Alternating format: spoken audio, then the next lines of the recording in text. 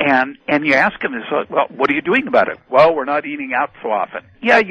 But I mean, big macro picture, what are you doing about it? Well, we're trying to eat less. No. What else are you doing? Well, we're not trying to eat so much processed crap.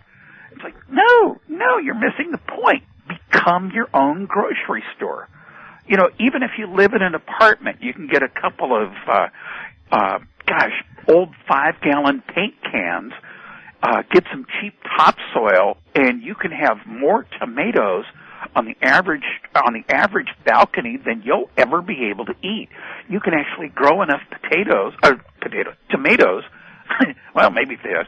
You can grow enough tomatoes on the average apartment balcony that you'll have fresh tomatoes and be the envy of everybody in your apartment. You know anybody who does that? No, but we've done a lot of programs on just how to do such things. We've got it on the... But what's so... Well, we do. We live on, you do, but, ways. Yeah, you guys don't think inside the box. I mean, you know, the real problem people have is they don't get outside the box. They get stuck in this the media trance. And there's great examples of the media trance. You know, it's like, I'm sorry, are there more people than Kennedys, Bushes, and Clintons who can successfully administer the United States? Yes. Are they getting elected? No. Why is that? Because we live in a branding culture. The Kennedy family has a brand. The Bush family has a brand. The Clinton family, well, they've rolled out the Hillary product, and that's been put in at Secretary of State.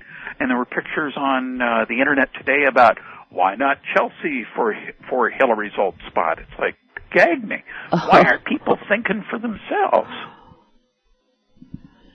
Well, that is absolutely a quagmire we started sinking in a long time ago. Yeah, it's the emergence of Elaine and I were talking about it this morning. It's the emergence of public attention. That's what we need more of. Well, actually, we got too much public attention. Think back to the pioneer days. You know, somebody came into town. Let's say the three of us are down there at the OK Saloon, and we're having us a cold sarsaparilla. Okay, somebody walks in with a suit and looks like a stranger from out of town. We don't know much about them except that they're not from around here, and so we start watching their behavior and what they say. And we'll form an opinion about them based on what they do in our life, in our presence. But that's no longer how most opinions about folks are made, because the television replaces that direct experience. And so we've all got, not all, but a lot of people have more opinions about movie stars than they do people 3 houses down, because the folks that are on television are in their face, they're in their consciousness, more than people who are their neighbors who could save their bacon in an emergency. Now that's just nuts. I mean, it's also just the way it is, but that's what I mean by the rise of public attention.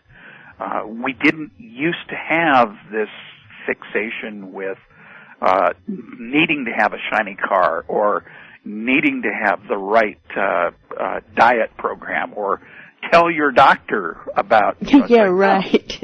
Yeah, I mean, you know, it's a little presumptuous of me to tell my doctor and then write him a check. I should go in and say, Doctor, according to this here little thing I got when I went on the website of this pharmacy outfit, I probably have peripheral brain disease or whatever, and therefore I should probably have this Amax or this Thin or Sin, and you should prescribe that for me, and I'll be all better, okay?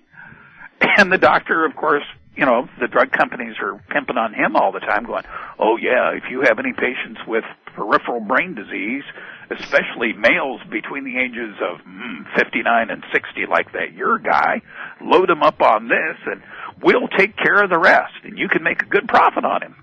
It's like, what? And yet that's the kind of world we're in. I know, it's amazing. And I guess nobody seems to have noticed this, at least as far as the masses realizing what's wrong with this picture. Yeah, but to the rest of us, you look at this and you have to laugh. You have it's absurd. To, because it is so it really totally is. absurd. And fortunately, I've branded myself a little bit of a crazy man. I frequently will refer to myself on either Urban Survival or Peoplenomics as that nut job in the outback of East Texas. Because if I was a PhD and head of a corporation and in New York, I'd be fired in a, no pun intended, New York second for saying such heresy.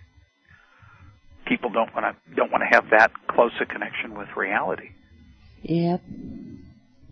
So, that interruption of the break came with. Do you want to follow it? Do I want to follow the break? What happens when we don't spend money? Yeah. Remind me what the question. If we're not spending money, if we're not spending. Oh yeah, if we're not spending, we don't have an economy. Let me ask you something. This is possibly really a dumb question, but as I was reading your site, you're talking about that the percentages and the 25% because saying 1.4 is pedestrian.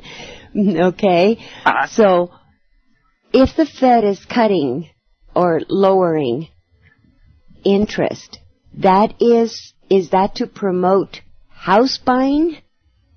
Well, it's actually to promote general economic activity. See, the way Does that include, then, is that going to lure people into buying? The reality or their prayers?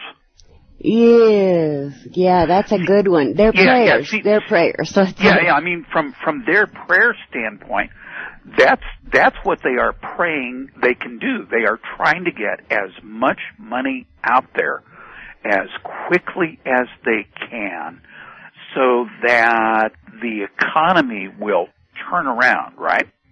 But isn't this like doing the same thing and expecting different results? Because isn't that one of the major things that they overcalculated on? The housing market kind of thing? Well, yeah, but see, it works within a band, and that's what the Fed does not seem to clearly understand right now, is that there is a band in economics. Let's say that under normal conditions, interest rates would be, I don't know, pick a number, 5%, right? Okay. Okay. If interest rates go up to, say, 7.5%, that should slow down the economy and slow down the velocity of money, because people will not wish to take on as much debt because the debt becomes too expensive, and therefore people will become a little more discreet or a little more selective in their spending.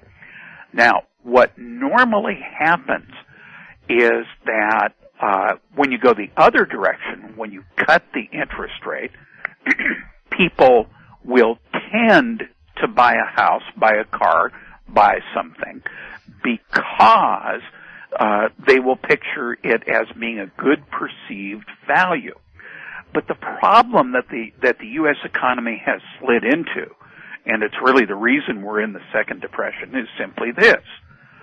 There's nothing left that most of us need. Okay. I mean, once you've got a house, and especially if you've got an 8,000 square foot mansion, why would you buy another house? And after you've got 3 cars in the garage, why would you take on any additional debt to buy the fourth, fifth, and maybe sixth car, except out of the patriotic thought that maybe you'll be able to keep General Motors going for another week? No, I mean it. That's true. So what ends up happening is until you get a periodic breakthrough in the economy, which is of sufficient magnitude to really kick the consumer economy into gear, or until you get a big enough war that destroys enough of your productive base and your living space that you need to start spending again. Until one of those two things happens, you can get into a what's called deflationary spiral. And it's very clear from what the Fed did today that we're there. I mean, we're now in the death spiral that almost took down America in the 1930s. Well, with that happy note, we'll take another break. Yeah, let's go get a beer quick. Beyond the Ordinary with George Ure. We'll be back right after this. Okay, we're back with George Ure. And before we get into what we were talking about on the break, you had another interesting thing there about the world's first refrigerated beach to be built in Dubai. Yeah.